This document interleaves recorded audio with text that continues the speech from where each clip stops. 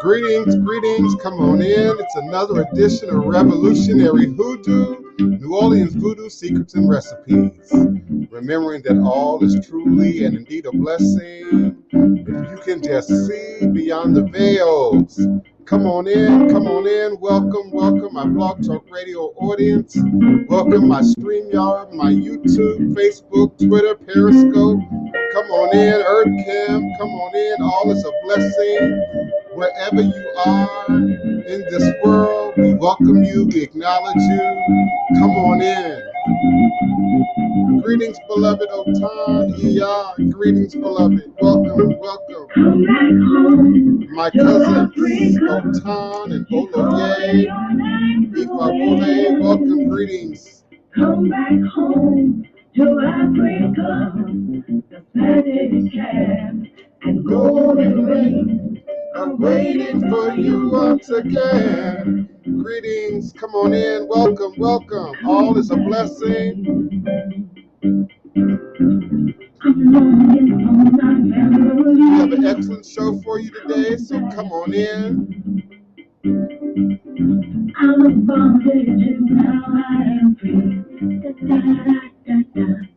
Otun, I don't know how it's possible that you are on my screen twice. Like you got two cameras going. I don't know how that is, but all is a blessing. Greetings, JP Terrell. Welcome, beloved. Thank you for being with us for another edition of Revolutionary Hoodoo, New Orleans Voodoo Secrets and Recipes. Welcome and come on in. Greetings and salutations, transformation, elevation, spiritual manifestation. Come on in. Greetings.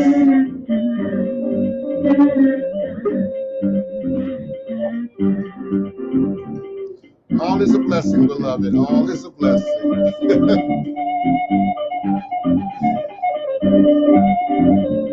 Welcome, greetings and salutations. Thank you so much, P. Anderson. Greetings, beloved. Welcome. Thank you for being a part of our sacred circle today. All is a blessing. Greetings, Asar, Marzette. Welcome, beloved.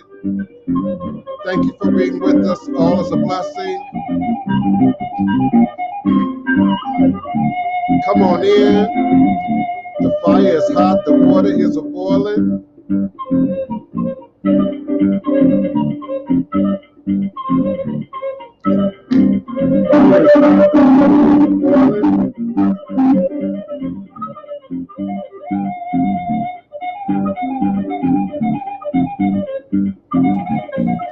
Greetings and salutations to my fans.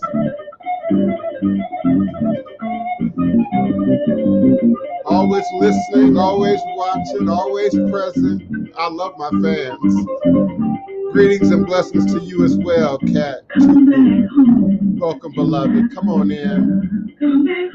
Be a part of our show. Participate with us in this sacred circle of gods and goddesses. And come back home to Africa.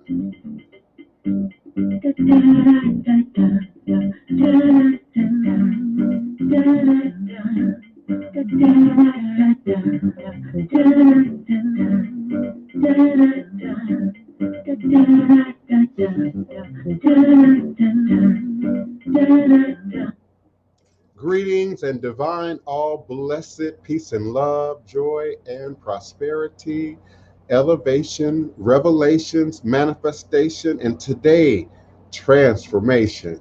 We are indeed always excited and humbled and honored to be with you in this sacred space.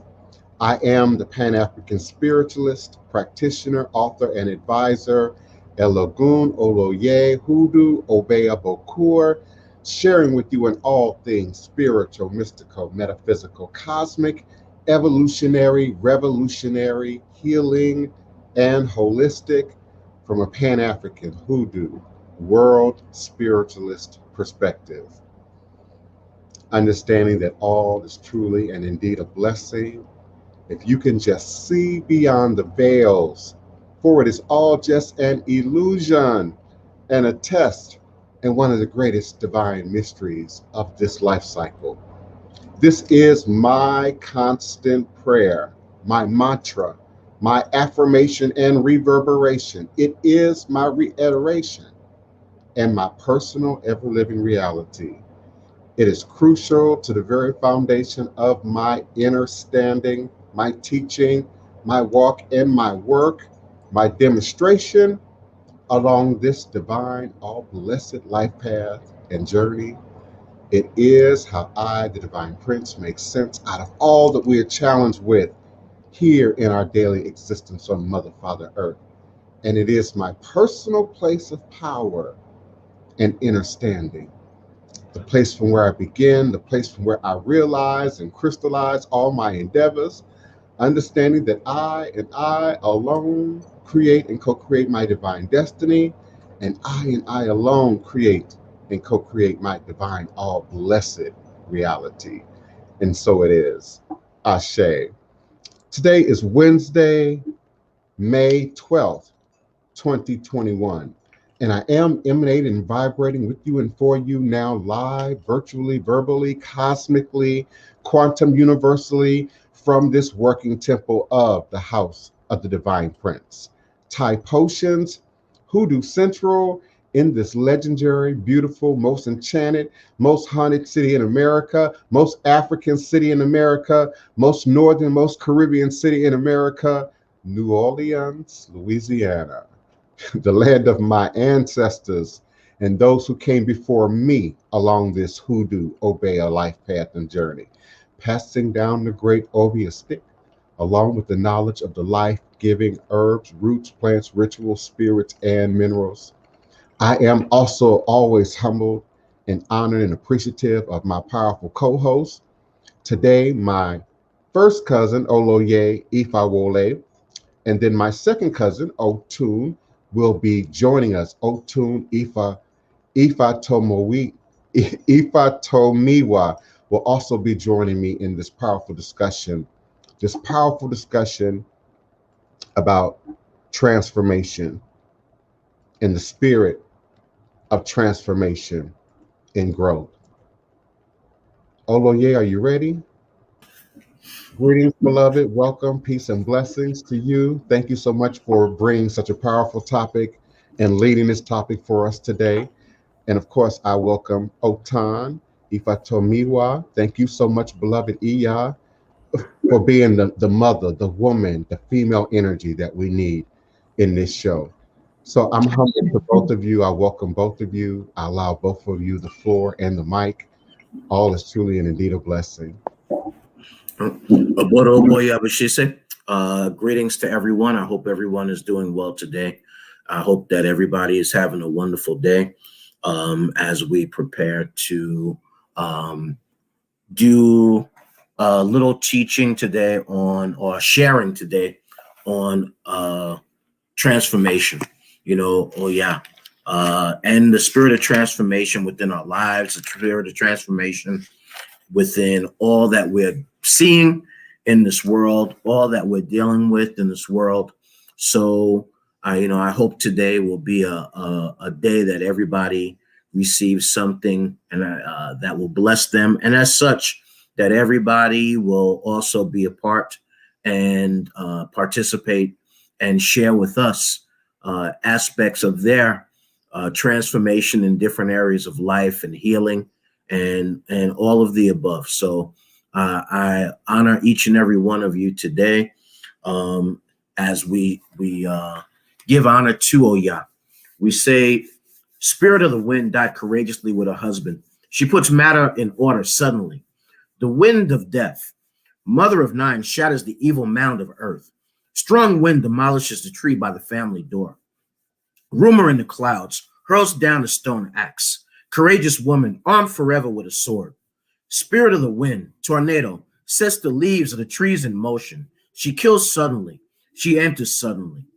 We say Ashe, Ashe, Ashe. We give honor to the spirit of Oya, the one who brings transformation into our life, the one who is the winds of change, the one who can bring the changes like tornadoes and all of such so quickly into our lives. We honor her. We give thanks to Oya, and we ask that Oya will then, after all the wind blows away, after all the debris blows away, after all of those who are not in our divine intent in our life, the way that they're supposed to be, after they all get blown away, that she brings the beauty of life into our manifestation and gives us healing, gives us love, gives us joy, and gives us the beauty that we want in our lives today. So we honor her, we give thanks to her, and we praise her today, and we say Ashe, Ashe, Ashe.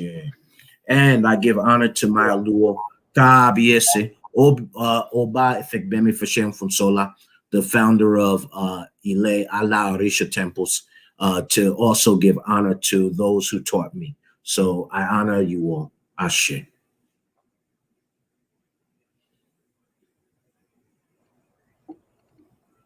Otun, beloved, greetings.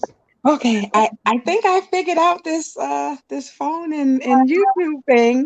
I got my tablet going, so I think I'm coming along. Bear with me. Aboro Boye, Aboshishe family, DivinePrince, Baba Oloye, everyone watching. It is truly a blessing to be here, and I want to give thanks for being able to be a part of this, to witness it, to give opinions, and it's appreciated, and it's something new, and I have been loving every moment. Everyone leaving comments, participating, it has truly been a blessing. I'm looking forward to this topic today. And I appreciate the welcome, and I would also like to give honor to my Aluo, Prince Baba, Debayo, Latona, and Oloye, Ifawole, Yalode, Benike, Oyebola, Latona, IleIseseOladeji.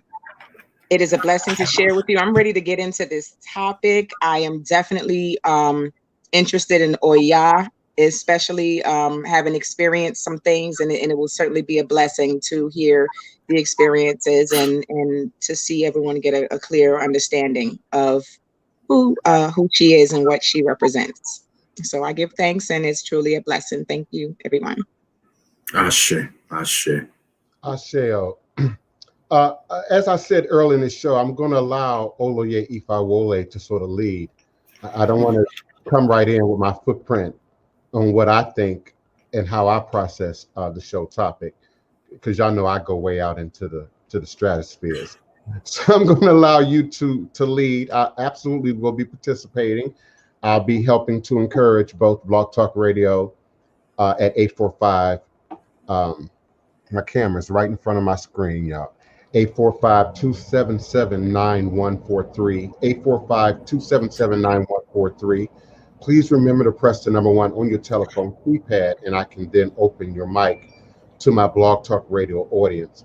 And of course, those of you who are in YouTube, StreamYard, Periscope, Facebook, my Earth fan page, you can follow the StreamYard.com 9BESNMBY4N URL at the bottom, scrolling at the screen, and you also can come on in with your question, comment, and participation in the show. I'm always grateful and humbled by those of you who take the time out of the middle of your day, wherever you are in the world, to be a part of this shared sacred space. Always a blessing. Ashe.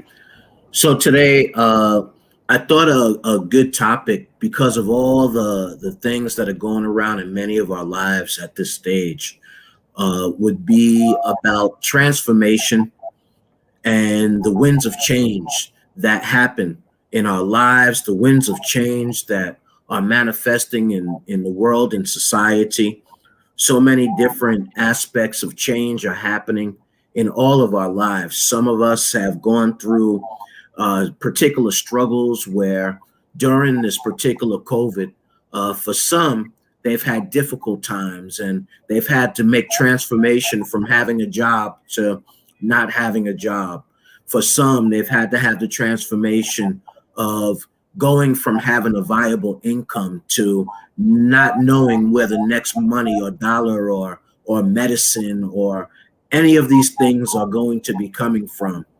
For some, we've also had transformation in this time of having a roof over our head to not knowing exactly where we are going to be able to live or lay down. And unfortunately, you know, now we're coming to a point where the assistance that was given in many aspects, from the money that the government gave or the moratorium that was based on the evictions, and all of these different aspects are significant aspects that can cause a distinct transformation in many of our lives, or the lives of many that we know. As well, the transformation of many who have gone through COVID, and for some, their lives have changed forever.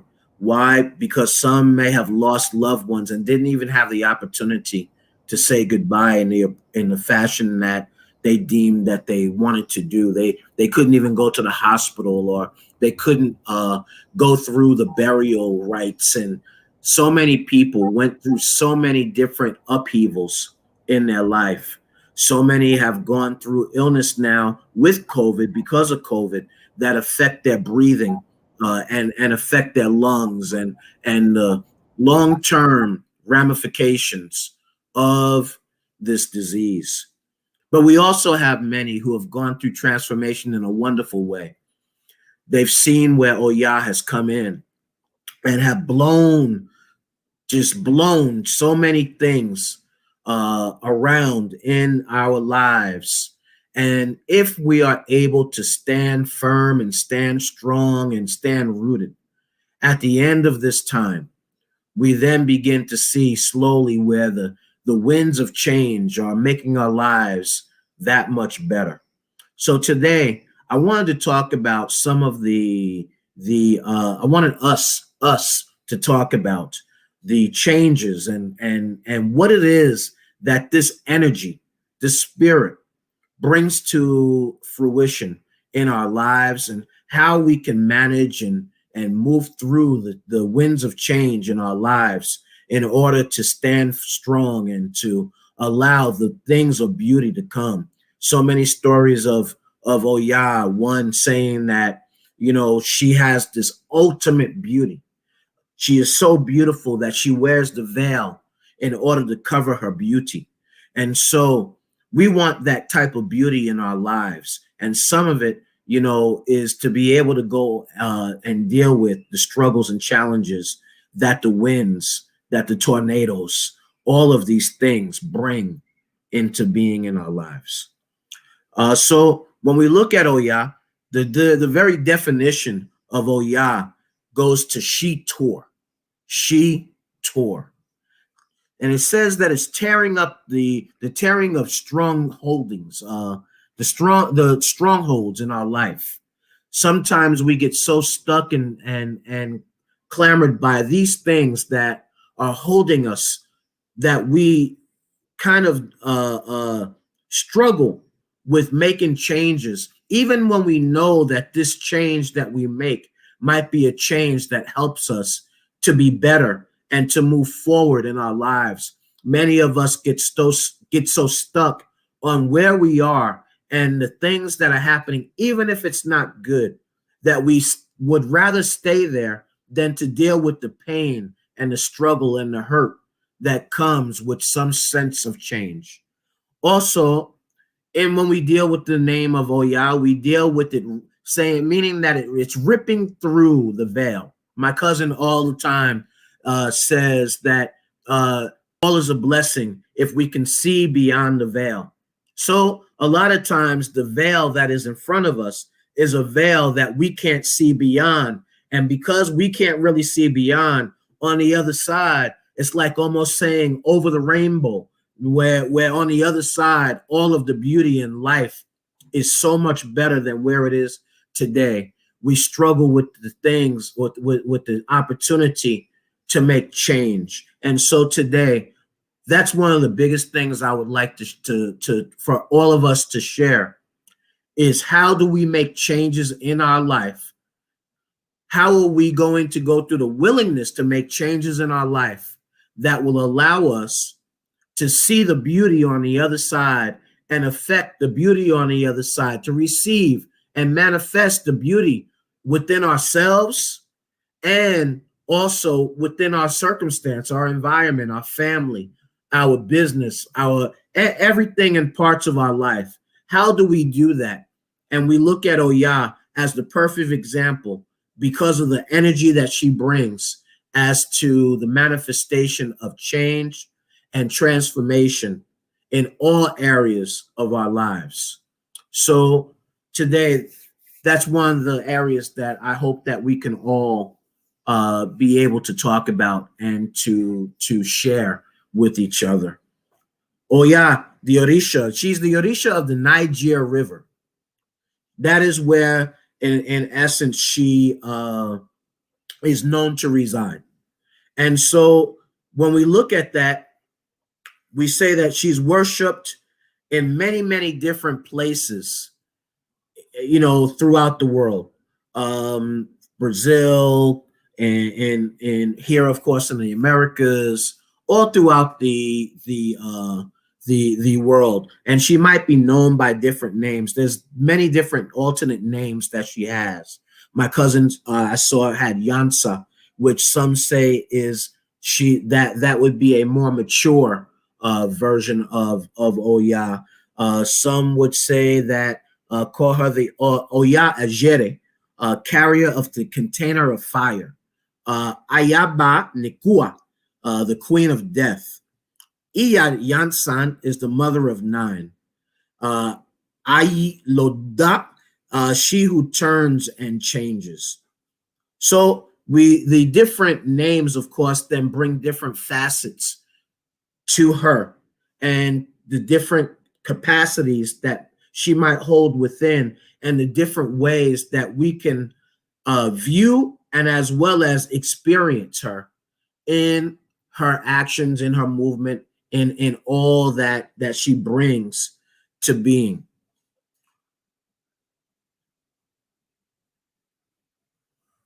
So when we talk about her, we talk about how do we manifest Oya within us? We look at all the changes that we might have to face, that we view, that we have to look at. And we look at what is it that we have to go within ourselves to draw out in order for us to manifest the changes within. We look at the fact that Oya's attributes are the sword or the machete. She carries the sword and the machete. The sword and machete used to cut away those things or those people, those entities that are not in alignment for our best interest. It is Oya that cuts away those things. And she's not the only Orisha that carries the sword, the machete with her. We have Ogun that carries sword and machete. We have her husband, Shango, who carries away the double-edged axe, right? We have different Orisha. Even Oshun carries machete with her. And so each one of them is meant to be able to cut away those things in our life that are not in our best interest to improve and to grow. And so we look at change and transformation. What is it in our lives that we have to cut away in order for us to see the beauty, to receive the beauty, to enhance the beauty, and to manifest the beauty into the different areas of our life? Oya's attributes are the sword, the machete, or the fly whisk. And her animal is the water buffalo, and in whom she sometimes then manifests. When we see the story, we know that the story of Oya is that her first husband is Ogun. And how did Ogun manifest her? Ogun saw her one day and she looked extremely beautiful. He followed Oya back into the woods and saw her transform back into the water buffalo. Nobody knew her secret. And so now here he is. He knew her secret. He talked to her and got her over some time to marry him. He knew her secret. He told her, I know your secret. And she promised she would marry him, but only if he never told the secret to anybody else. One day, it says that they got into an argument, and the other wives of Ogun were listening into the argument. And Ogun then mentioned that about her transformation of into that, from that beauty into being the water buffalo. Once you have you do that and you see that, then now they listened and they said, we know the secret. Oyas did not argue. She did not fight. She did not say anything, but she left forever. She left for good. She made transformation. She took off. And now, after that time is when she manifested her relationship with Shango and became the favorite wife, possibly, of Shango. There's different people that say different things about that. So now, here we are with Oyad, and the most popularly known husband of her being Shango, where Oya brings the winds of transformation. Shango brings the winds of justice. He then cuts away the enemies, and with them both fighting together, you have a pair that is absolutely you really can't win, to be honest with you.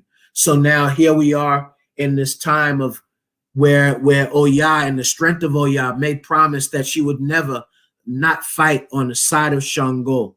Where you see one, you see the other. She nowhere that Shango goes is where that you won't see Oya to the side of Shango. And for some, they say that Oya is even more dangerous than Shango because she'll cut you quick.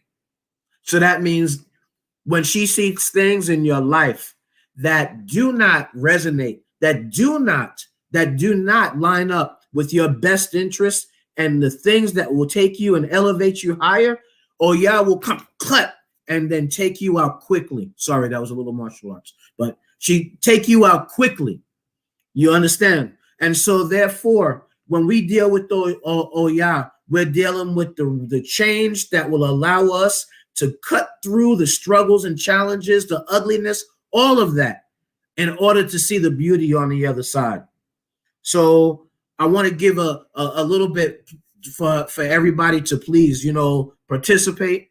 I know you don't want to hear me talking for I don't know how long. I'm not as eloquent as my cousins. So please be free to come in and be a part of what we're talking about. There's so much to the attributes, but I don't want to just stay on this from a traditional sense.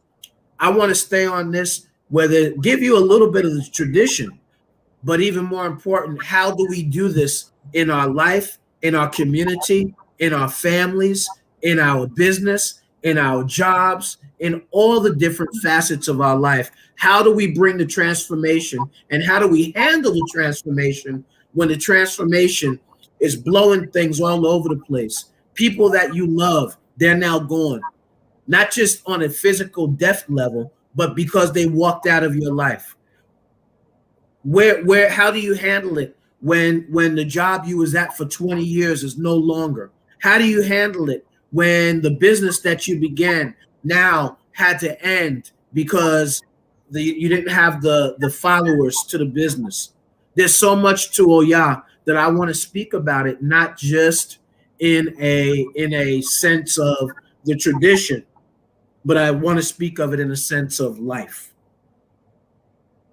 Give thanks. I almost said amen and ashe. I was first taught, about really the power of Oya and her manifestation in my own life as sudden change and transformation.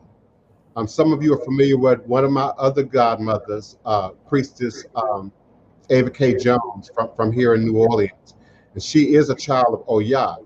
And she taught me several things. One of the things she taught me was, if you got a problem with me, take it up with Oya.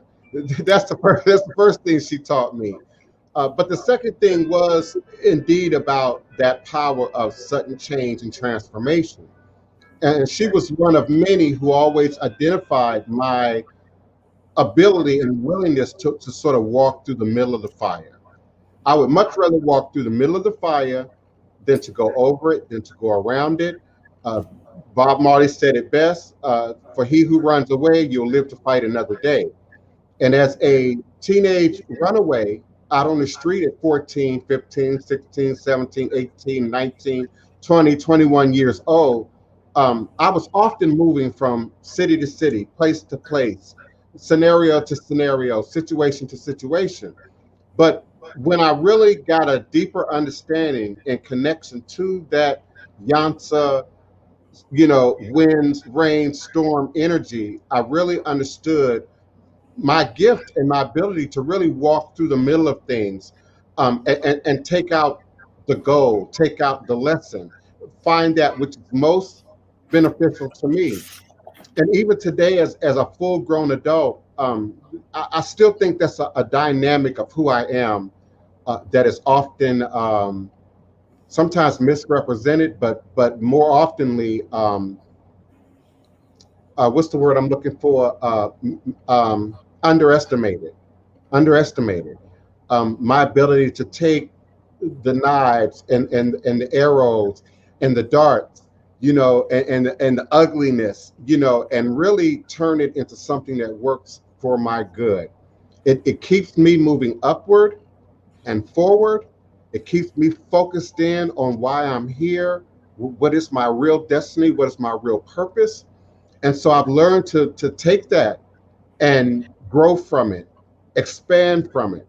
And when I look at the lives of celebrities and personalities and public figures and politicians and well-known individuals, and even some of you who are, popular in your social media, you have a really large following. That's a part of the lesson and a part of the charge that comes with that. The idea that people have something to say, people have an opinion, people are going to direct the evil eye at you, people are going to direct bad energy at you. And it's really in how you internalize that and turn that into something that, like coal, that works to fuel your energy, fuel your engine. That is our purpose. Someone in the chat, I think it was Anthony X, that talked about our purpose and our reason for being. So yes, indeed, all is a blessing. Some of you Christians recognize that as all things work together for the good of those who love God. Mhm. Same power, same principle. All is a blessing. So there's nothing that the winds, the rains, the hurricanes, no pun intended, living in the middle of Hurricane Alley, that could come, that could sort of shake my foundation. And a real world test of that for not just me, but the city of New Orleans was indeed Hurricane Katrina. Mhm. How do you come back from that? Many people did not come back from that physically. Some transitioned and went on into a room during that time. Others moved, were relocated to other parts of the country and have yet to return, either by choice or by complication of now doing so. And so that was a major test for me, to leave somewhere forcibly, not because I couldn't pay the rent or not because I was in a bad scenario, but to have to leave somewhere forcibly that I had really found a home in, a healing place in, a sanctuary in. And now I'm confronted with life on life terms, as they say, confronted with life on life terms. So it really taught me about endurance, about having a focus, having a vision, having a goal, having a purpose. It kept me alive, energetically alive, those months that I had to endure other places in the country. My least favorite was Texas. Least favorite place for me was Texas, and I couldn't wait to get out of there. I spent some time in Mississippi, and it allowed me to, return to my homeland, if you will, and interact with some of my older relatives on my father's side of the family, and it was a healing opportunity for me. I spent a lot of time in the cotton fields, y'all. I spent a lot of time out in the middle of fields. Just imagine what that looks like in modern day time, dressed the way I'm dressed, sitting out in the middle of somebody's, industrial, cotton field, invoking and pulling up, my power, my ancestors. Some of you remember me saying they put a cotton field over my great-great-grandparents' gravesite. So yeah, I returned to the cotton field. I returned to that big tree. I returned to the village. It is indeed a part of the healing. And so I would like Otun and Oloye Ifawole, when they speak, to also speak to that, returning home, not just here, but, the effect, healing effect, the empowerment effect that returning to West Africa also had, on your journey. I'm a doer rather than a sayer. I can see how some of you might be confused by that. I appear to be eloquent. I appear to be articulate. I appear to like to communicate, and I don't. None of those things sort of jive with having Asperger's syndrome. I would much rather be quiet. I would much rather be isolated. I would much rather be in my own space. So to do this is indeed a challenge. And it allows me to use that cutlass and that machete, to cut away, my dark areas, to cut away my shadow work, to cut away those traumas that would otherwise keep me stuck. And coming from a big family, as I have some 7 known sisters and at least 4 known brothers. And it's said that I have many, many more siblings beyond that, by way of my dad.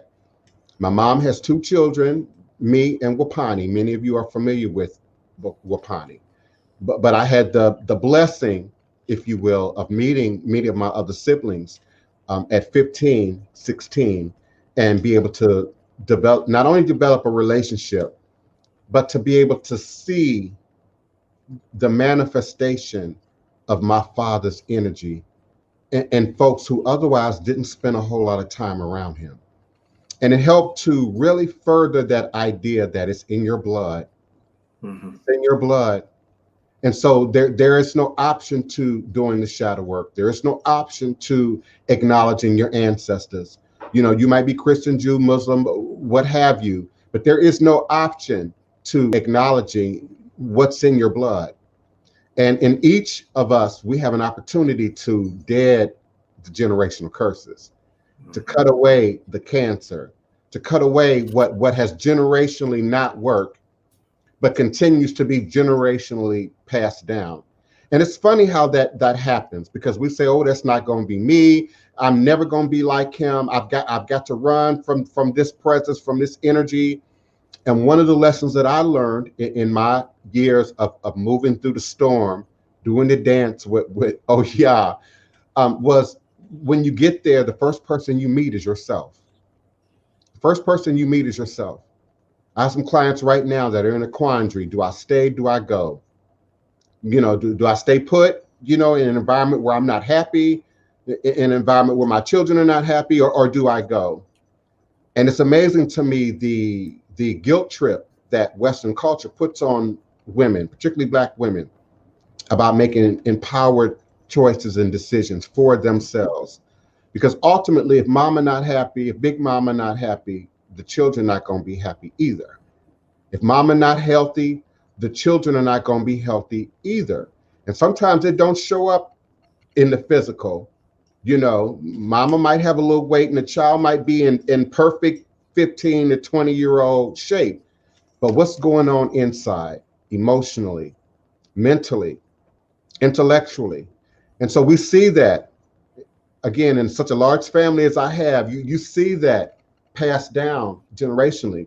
I have cousins on both sides of my family, been in the projects for generations. I've got family on both sides that came out of the projects and got degrees and educations and is traveling the world and is working for high profile positions, in the nation. So we indeed have the power to move. I think you have to move with Oya. You can't move against her. It's like moving against a tornado or moving against a hurricane. You will get tore up, your house will get tore down, and you will have to relocate. Mm-hmm. So you have to move with the storm. And we've learned that uniquely in New Orleans. We start charting the storm out long before it gets here. Once it leaves the west coast of Africa, we chart the storm. Once it enters the Caribbean, we chart the storm. Once it enters the Gulf, we recharting the storm. And you learn to count time. Timing, I learned, is very important. Some of us quit and break down just before the blessing comes. Some of us quit and break down because we don't understand the dynamics of timing. And we've been forced into a linear sort of Western sense of time. And time is really like a crystal ball. It's really round and full and expands from the inside out. So people say, well, how long is it going to take? As long as you take. Mm-hmm. How soon am I going to get a response? As soon as I get a response from you. Mm-hmm. And that's because all things originate within you. All things originate within me. So my relationship to Oya, as tentative as it has been probably one of the most important relationships I've had in comparison to both Loa and Risha, has been that of Oya. That sudden change and transformation that I've literally been hit with since I was 2. My mom might say since I came into the world, and then learning to move with that, to roll with that. Now in my best day, I could get up, pack up, move up in 24 hours.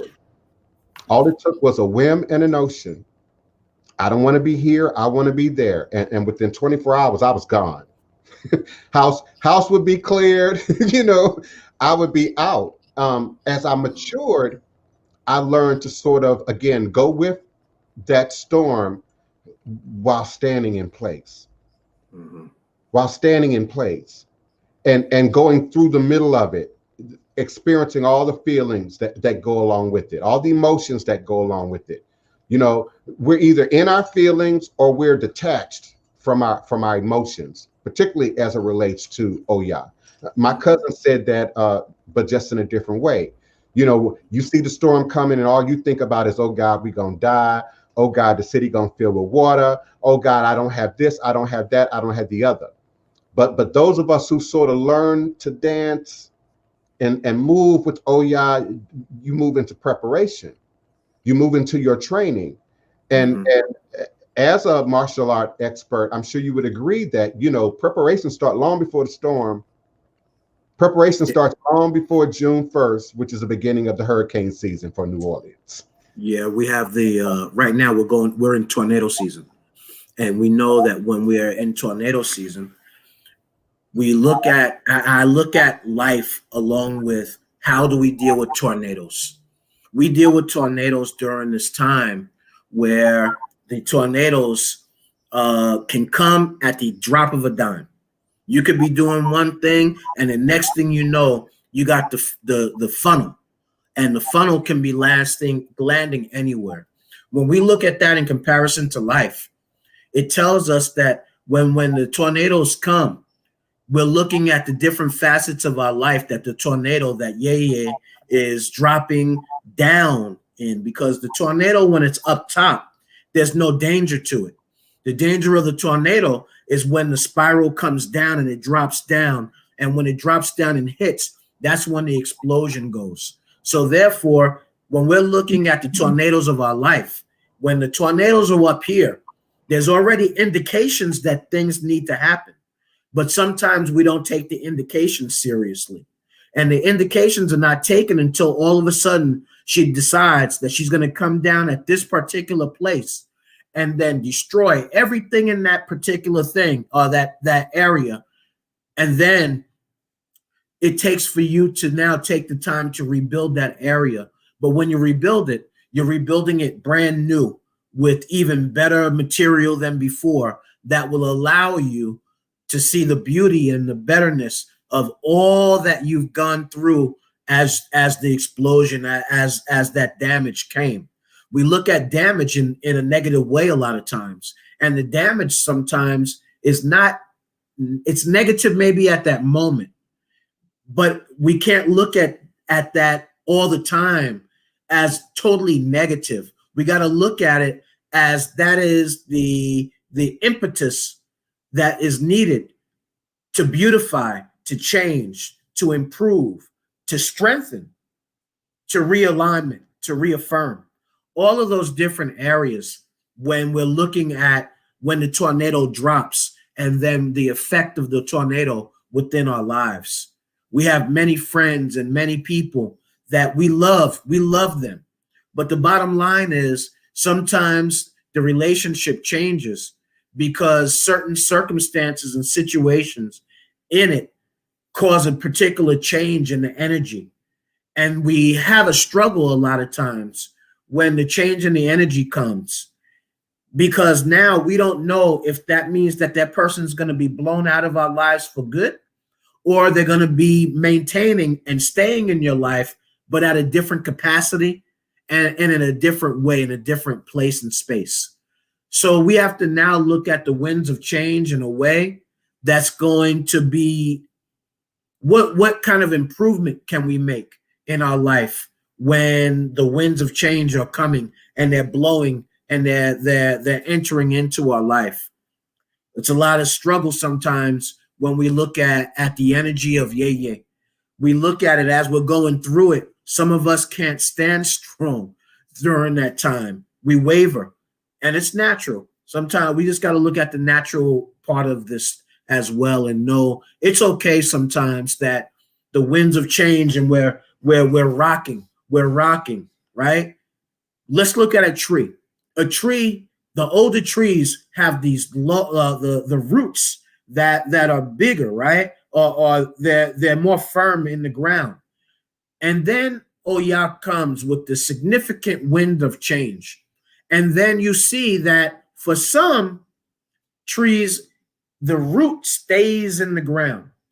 But then the other part of the tree breaks and it's broken and bent over. And then for some, the roots stay intact, but the roots, they come up out of the ground along with the rest of the tree, and the whole tree is uprooted. How does that happen in the aspects of our life?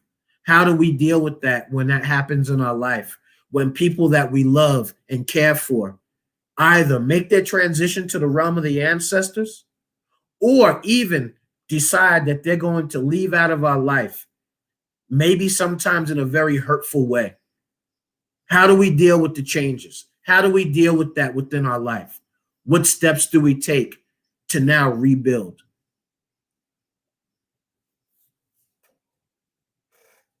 You're on mute. Otun, beloved, did you have something you want to share with us?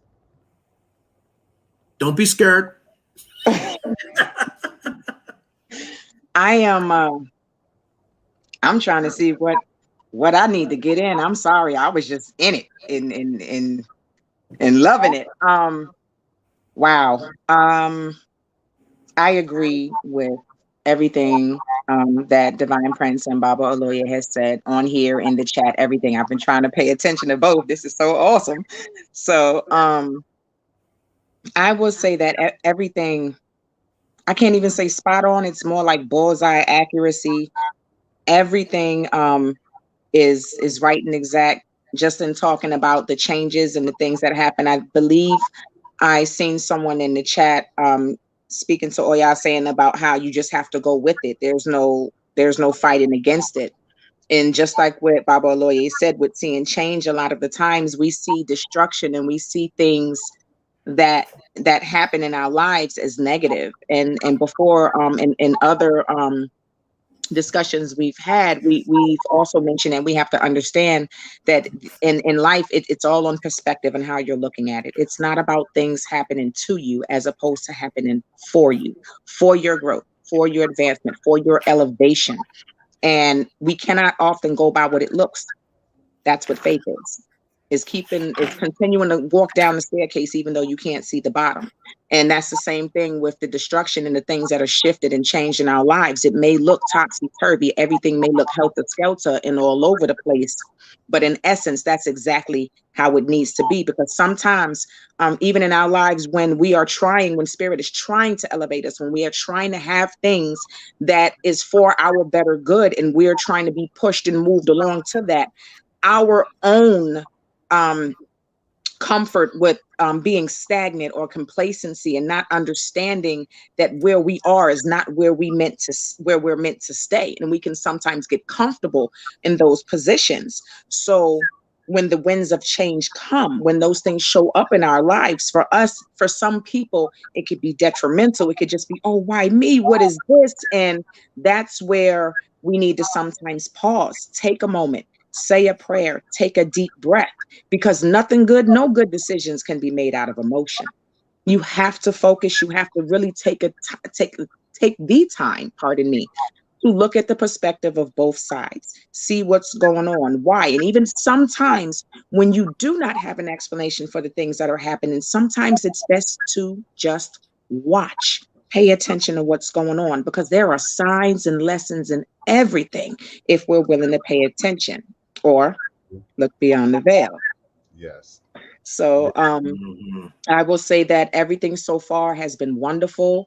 And that's what we need to focus on when it comes with change. See, a lot of the times we try to make permanent things out of temporary situations. And I know we've heard that saying, people come into your life for a reason, season, or a lifetime. Some people just come to teach you something, but we want to hold on to it. And that's not what it's meant for. And we have to understand a lot of the times when we're elevated, when we're moved out of that position, or as some Christians say, when God shuts that door, leave it shut. Deadbolted, put up two 4x4s like Looney Tunes used to do, but keep it shut and don't go back in there, because you're moving on. That place, that purpose, that situation no longer serves you. And it may be painful, because sometimes it's not just a certain situation. Sometimes it could be a person, it could be a place. And especially when dealing with relationships, it can be hurtful. Especially when we're elevating, when we're going through changes, and those that we felt that were so close are now like, well, what's going on with you? And it can be like that sometimes. It can be like that sometimes. And one thing I always took from my grandmother is her way with words, her ways with words sometimes was just so amazing. But one thing my grandmother taught me, and I have held to it, and I even say it to this day, is everyone is supposed to be different, because we all have something to bring to the table. Okay. You may not be everyone's cup of tea, but you sure as hell somebody shot a Henny. So I think, so it's something for everyone. And if we all just learn how to look at those changes, accept them for what they are, and try to see past our feelings and what we feel is happening to us in that moment, we can get so much further. Absolutely. Craig Burns said living in the now is difficult for most people. And I talk about that a lot, especially in my consultations. Many people who are experiencing the illusion of an issue, block, or complication, I always call it an illusion, I never accept it as real, are often either living in the past, or which is our memory, or in the future, which is a part of your creative imagination. And we can get dislodged from this moment. Even in an emergency, where someone's injured or someone's sick, and 911 has been called and everybody's in a panic. There's going to be that one relative that's going to cry and wail and scream and clown and can't be of any benefit to what's happening in that moment. And then there's going to be the other relative that somehow just stays calm, that manages to to go get a wet towel, that manages to do provide CPR until the paramedics arrive. And so what separates the one from the other? I think it's very important that we have a vision of the future that we can focus on, even in the midst of the illusion of an issue, a block, or a complication. One of the lessons I learned is the worst thing that you can believe is that this is the way it's supposed to be. And as Otun and Oloye said, there's a lesson to be learned. There's something, Spirit is trying to bless you with. Let me tell you, I would not be here today with you if it weren't for Hurricane Katrina. I couldn't see this, couldn't imagine it. I thought what I had was what I had. you know, and so I worked security, you know, and I did voodoo, you know, on my off time. And I was a vendor. Many of you remember me being a street vendor back in those days, selling incense and oil on the street, you know, struggling to pay Peter and pay Paul. You know, my grandma used to say, robbing Peter to pay Paul, you know, check to check, bill to bill, you know, wasn't performing, wasn't active in the community. And it really took Hurricane Katrina to dislodge me from that reality, from that illusion of my reality. Because truth is, everything that I have now, I had then. I just didn't know what to do with it. I just didn't know how to apply it. I just didn't know that it was needed. I just didn't know that it was wanted. So we've got to find a way, even in the midst of a tragedy. And you know, let's get a little personal. You know, deaths, you know, child deaths in particular. You know, what is that? Is it me? You know, often the woman takes that on herself. There's that guilt, there's that mourning that happens, you know, and it's hard to understand why. I was watching that relationship camp on VH1 the other day. Yeah, I was. I was. And it came up then, you know, the idea that, you know, one of the celebrities had lost a child. In fact, two of them had lost a child. And the quote unquote medium was trying to explain to them that, you know, the child's purpose had been fulfilled. And you can't carry that as a negative for the remainder of your life. In one case, she suggested that the soul of that child had actually come back through another child that they subsequently had later on. So my point is, even in the worst of circumstances, and there are people listening to us, y'all, that are in the worst of circumstances, young people and old. It's some young people right now that's trying to decide, do I stay, do I go, do I run? What do I do? You've got to look to a different reality than what you believe you're experiencing. You have to. My mama would say, once the devil tricks you into believing that this is your reality, that this is what it is, that I can't get any more, that I can't do any better, why are you trying? We all know people in the hood that have that mentality. Well, why are you trying? You know, you're never going to make it.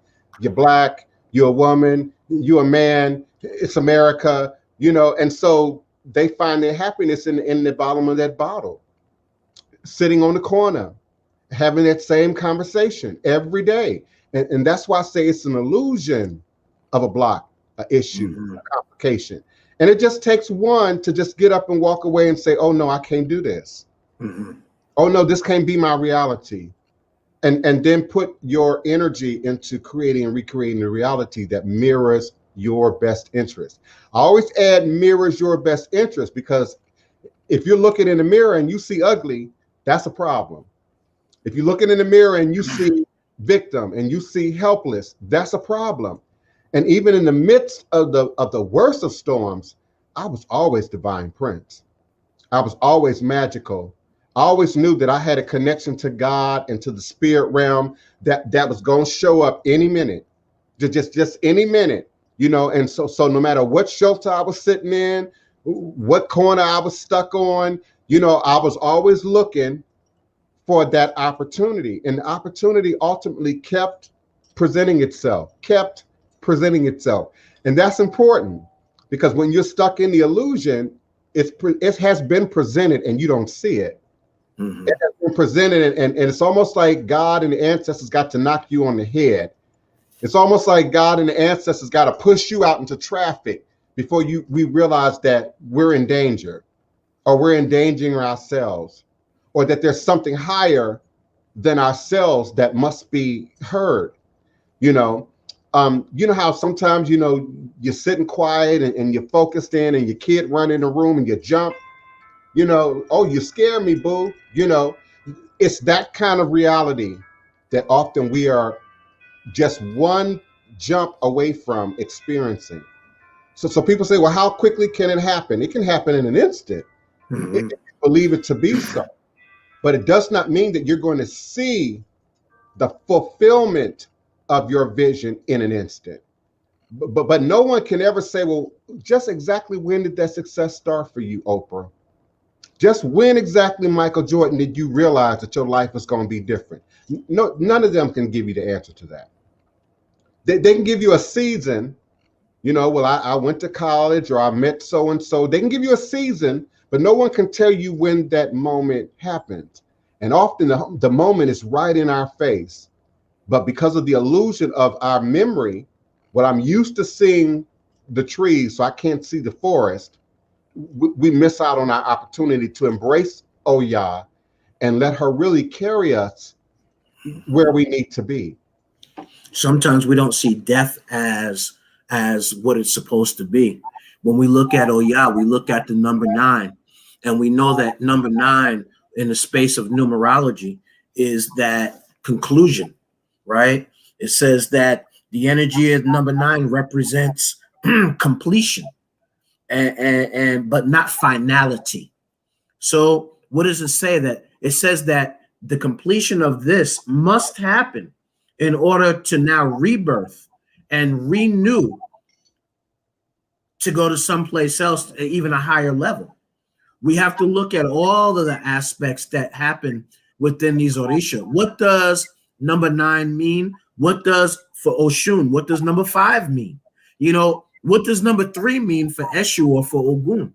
What does 21 mean?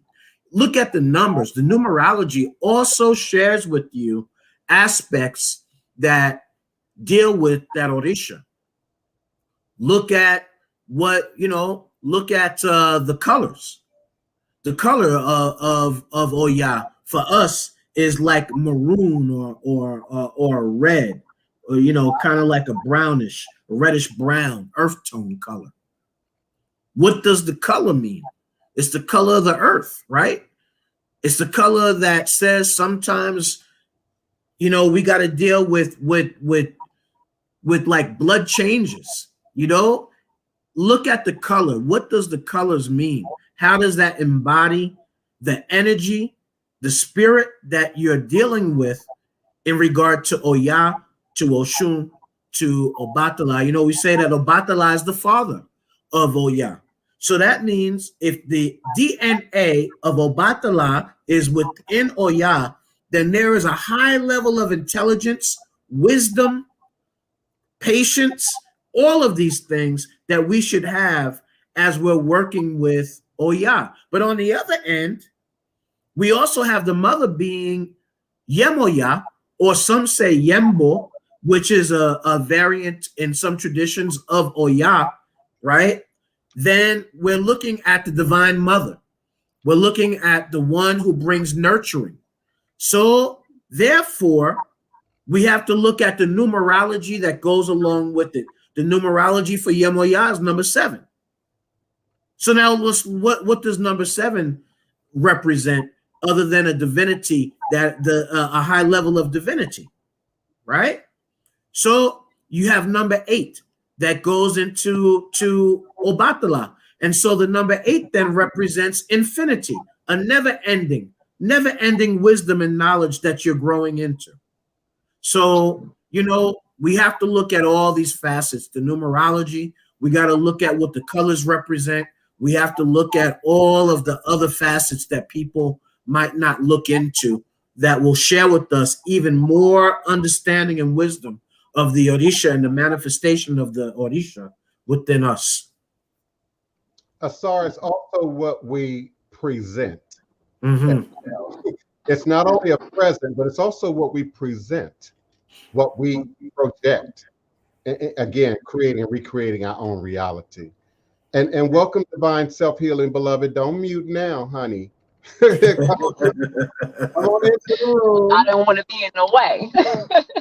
But peace to all of you, Baba, sister, DivinePrince. So I've been in this space for a while, but I've never like come on camera because I'm usually at work. But today I said I gotta go take a break, y'all. I'll be back a little bit later because I had to get in on this because what Baba was saying earlier about the real life example. I'm not going to tell you all my business, but I wanted to kind of share like what I've been moving through these past little while, like with this energy. So the first thing that I want to say is that, like, if I had not been operating in tradition and had a foundation with my ancestors and my spirits and really like been in touch with that, I would be in shambles right now, just because that energy has been so heavy and everything has been moving so fast and so much has been coming up.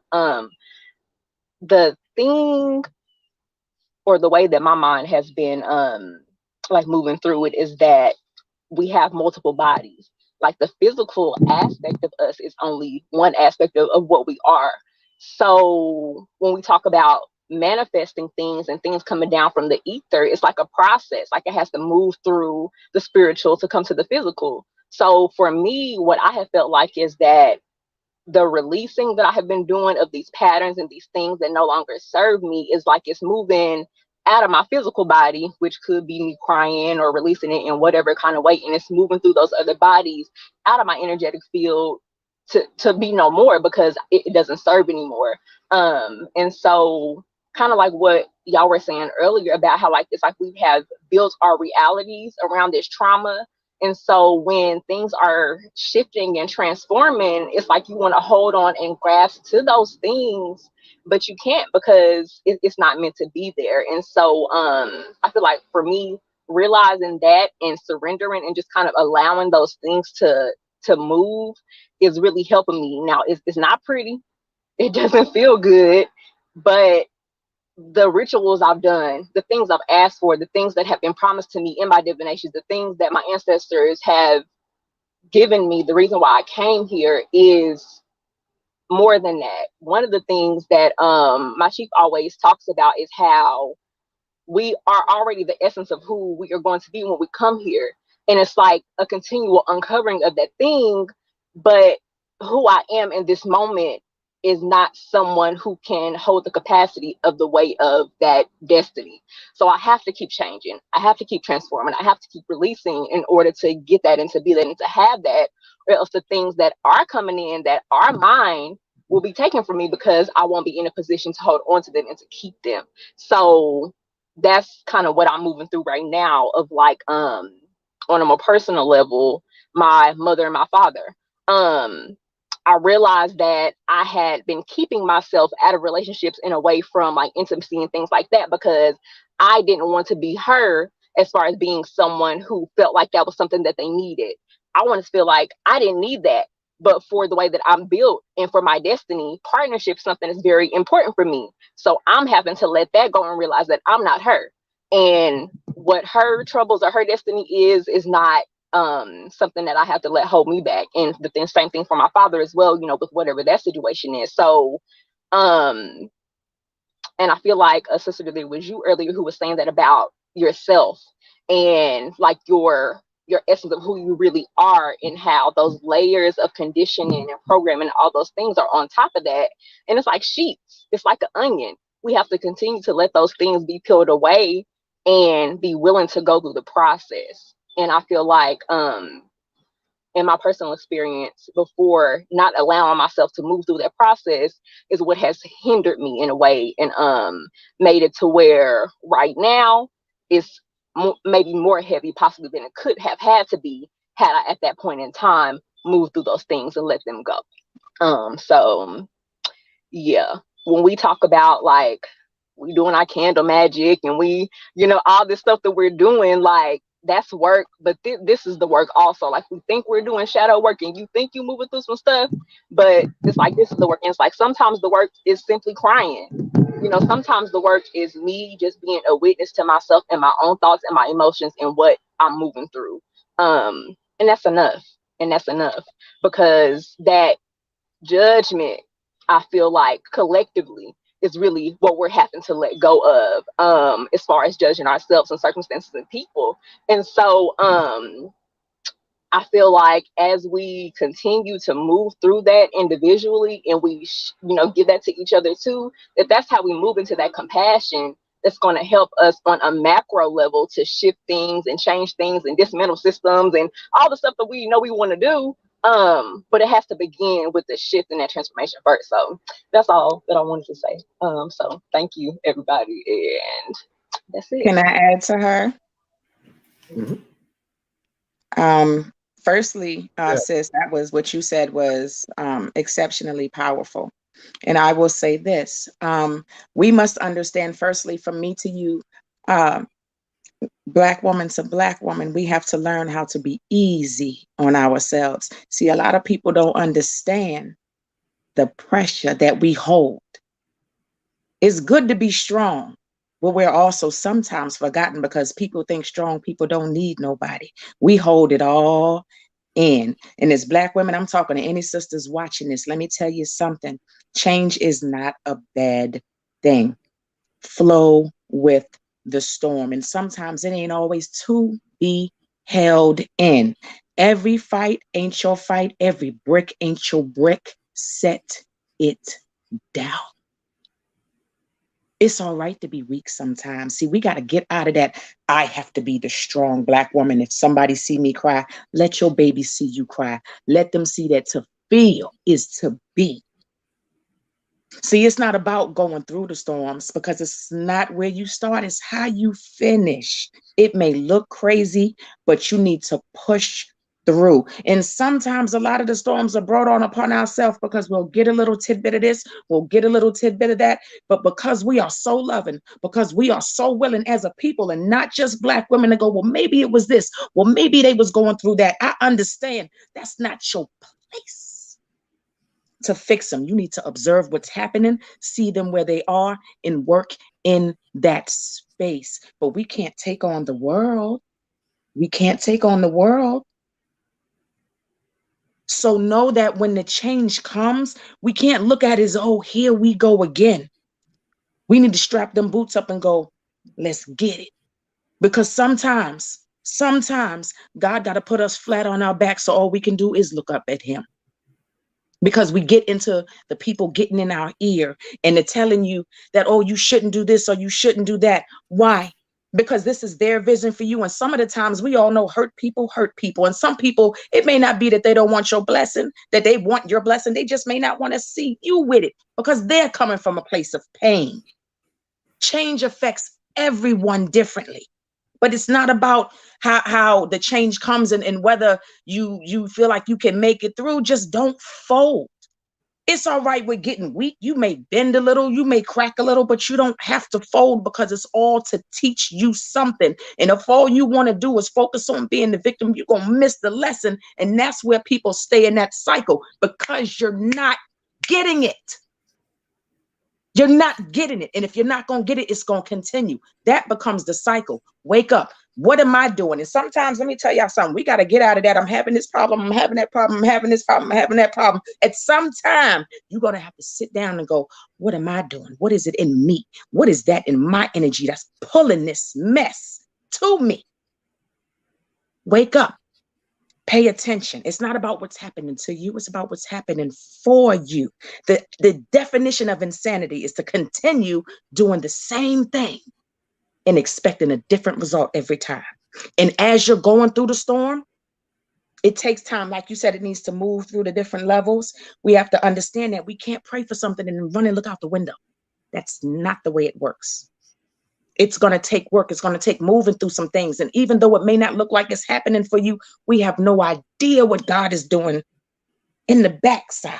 We have no idea the work, the things that will be put in place. Meanwhile, you complaining and things are still shifting in your favor. But when you lose focus, you stop doing your work.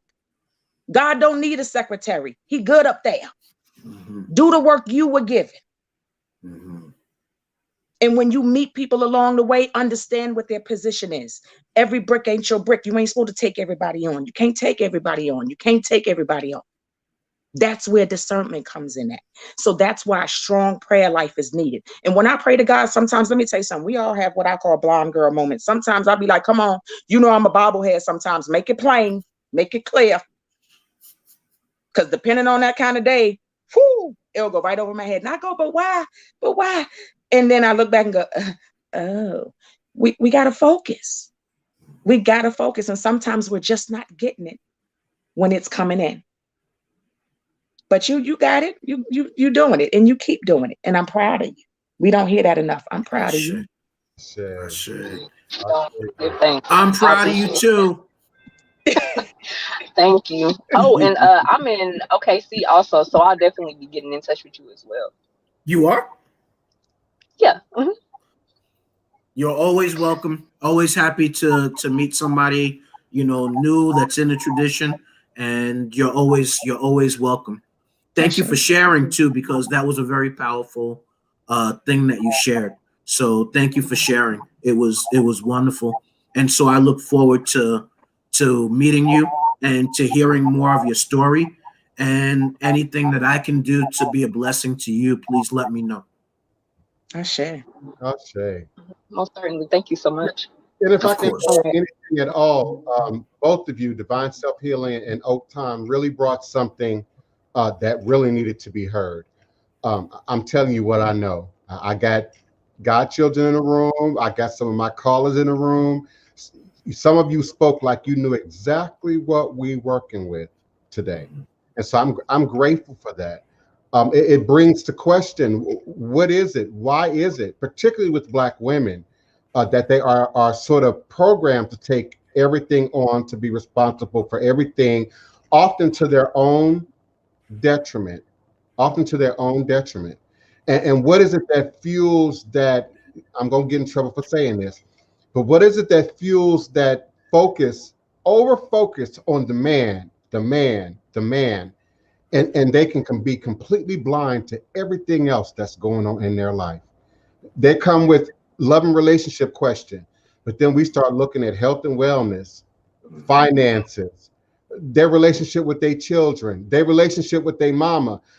Forgive me for sounding like Iyanla Vanzant, but none of y'all said that when y'all showed up and asked me for a request. You just said, I want my man back. You didn't tell me all this other stuff was playing in your life. And the ancestors and Oya sometimes will push it right there up to you because you can't see it.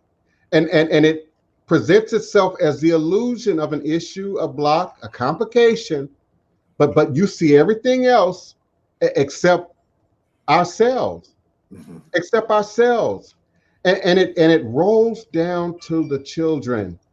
Me and my mama are witnesses to that. It rolls down to the children. If I hear one more time, I'm staying for the kids. If I hear one more time, I'm putting up with nonsense for my children. If I hear one more time, I'm putting my own happiness on the back burner for my kids. I'm going to pull my afro out. Whew. Because you're not doing the kids any good. Your kids are absorbing every bit of it, especially that which you don't want to talk about, that which you conceal, that which you hide, that which you think, oh, we shouldn't discuss this in front of the kids. Your kids absorb all of that. Everything. How many of you have had your kids playing out in the yard or in the basement or another part of the house, and the minute you get into a personal conversation on the phone, they show up? Like they feel you through the walls. Okay. So you can't hide your pain from your kids. You can't hide your trauma from your kids. You can't hide those past tragedies from your kids. They show up in your kids. And then when they get 17, 18, 19, and oh, well, I don't know where they got that from. They didn't get that from me. I don't know why they started doing this. They didn't see that demonstrated with me. It's in their blood.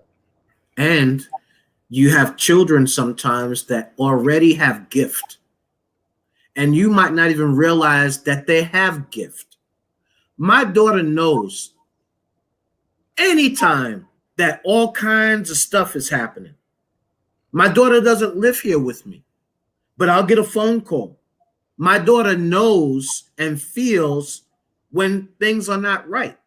Some of my godchildren, Omorokini and them, they straight out told me, we know, Baba, when things are not right, when you got struggles and challenges, we feel it.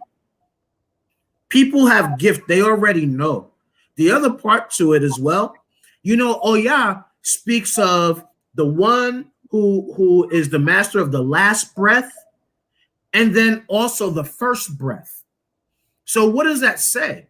From another particular perspective, it's saying that Oya is that which is manifested in the completion, in the ending of something that needs to end, but she's the first breath of that which has to be brand new, which is renewed, which is rejuvenated, which is birthed. She's the first breath. So that means already in that first breath is the breath of transformation that you're going to go through in different areas of life. The last breath, the completion of this, it's painful at times. You're going to be, people are going to be leaving your life that you loved. People are going to be leaving life that you care deeply for. And we're not always talking about physical death, because Oya is that. She is the owner of the not the graveyard, not the cemetery, but the cemetery gate. You got to walk through the gate or drive through the gate to get inside the cemetery. So when you put forth together, she is the one of the last breath, the first breath, and the entrance into the cemetery. It's telling you that you're going to have to go through a significant aspect of transformation within death of something so that it can be reborn into something else. And if we look at it even in the African standpoint of somebody, we always say that the new child, the baby, is an ancestor return. So therefore, the transformation had to happen of this particular person making transition, taking their last breath, in order for that child to be born with the first breath and to come back to complete whatever work that they are completing. Ashe. Ashe. Yes, indeed. Go ahead. Okay. Oh Lord, I just had a whole argument with God. Okay, so I want to say this because I want to speak on DivinePrince, your commentary on the, hearing about women staying for the children and different things like that. So to quote Sister Divine Self-Healing, not to tell all my business, but it's pertinent. I'm married, and this is my second marriage. I got married for the first time when I was 19, stationed in Hawaii, and knew every damn thing. The man I married, good person, horrible husband. You have to understand that hurt people hurt people. I ended up finding out, see, when you don't find out, and this is why all of this is about change, self-help, self-work, doing the work and everything. Because first and foremost, when you're not healed, okay, you're going to end up bleeding over somebody that didn't cut you. My first husband grew up in a household where his father was abusive physically to his mother. And that I didn't find out so much later. After the first time I had to rock his knot, I found out where that came from. Because we didn't do the hitting us thing over there. We women in my family, we fights and shoots and stuff. So it was a very tumultuous relationship, because when he was sober, he was cool. Start drinking, problems. So we went through a lot of stuff, and I saw a lot of his generational curse, and not just dealing with the physicalness of it, but as far as the dealings with other women as well. And we didn't have any children. Thank you, Oladeji. We did not have any children. But I will say this, after a couple of years, when I went ahead and left, I went to another duty station. We didn't speak for several years. And finally, after me trying to get a divorce, he wanted to reconcile. And I said, okay, this is my husband. I'm going to give it one shot. When I got to California to go to Fort Irwin, going down the escalator, I literally heard my grandmother say, baby, what the hell you doing? Run. And I'm like, and I'm going down the escalators and I'm looking at him, and all I keep hearing is no, no, no, no, no, no, no, no, no. Didn't know what that was. Within a couple of days of being there, because of my former bronchitis, I got sick. I was in Cali. I came from Virginia, totally different weather. Ended up finding out some things about him and other women there. And within a month or two of being there, I said, no, I'm done. Left. The day I left, when we spoke, I said to him, Jay, please, don't let your penis lead you through life, because everything that glitters ain't gold. Please find some kind of help and get that within yourself. And he said to me, I will. Before you leave, why don't you come back upstairs? I miss you, Eb. I miss you. And I'm like, I'm good. And 2 years later, 03, 04, 05, 2 years later, I'm in Virginia in a completely new relationship, about to have my first child. And he calls me crying and apologizing for everything he's ever done. And that wasn't him. So I said, no, I appreciate that. What's wrong? That man had HIV. And he had it when I was there. And if I hadn't listened to God, if I hadn't listened, someone that I loved, my husband, would have took my life with his. So when I hear about women staying for love, let me tell you something. Sometimes God, he does nothing but want to save us. You are nothing to anyone if you can't give it to yourself. If you don't have it for you, you don't have it for your children. You don't have it for your husband. You don't have it for your brother, your mother. You don't have it. This is why healing is important. Because he didn't heal. But I had that trust in God, and it saved my life. You want to save your life, you stop staying for them kids. They're going to understand. What they not going to understand is why you made them suffer when you could have walked away. Don't you stay nowhere and give your life for somebody that wouldn't piss on you if you was on fire. You are much more valuable than that. And that goes for any woman watching it, because you need it. And I've been there. And don't you dare do that to yourself. You are worth more. It don't matter if you see it now. I'm telling you, you are worth more. We are the mothers. We have birthed civilization. Don't you think for 1 second that everything in you ain't great. Don't you dare think it. Okay, I'm going. I got to wipe my face. I got boogers. Okay.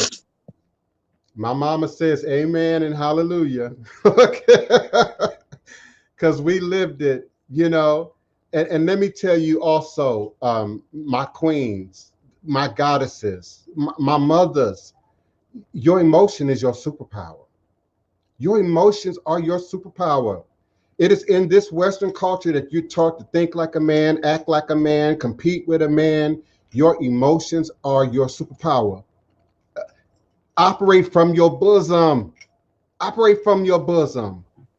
And love on yourself, and love on your kids, and love on your partners. But the minute you aren't loving yourself, as Otan said, you can't love anybody else. You can't show up for your kids the way you need to show up for your kids. You got to look at Oya as well in the energy of this. Oya is the keeper of knowledge, the keeper of infinite wisdom. Now, as we said before, as the daughter of Obatala, and Obatala being the father of wisdom, then Oya holds significant wisdom within the bosom. As such, she's also the healer, invoked to defeat Iku. In our tradition, Iku is the energy of death. Death is not always the physical again. It could be in the mental, emotional, spiritual realm as well. So therefore, when you evoke Oya, it is said that she's one of only 2 Orisha to defeat Iku, to defeat death.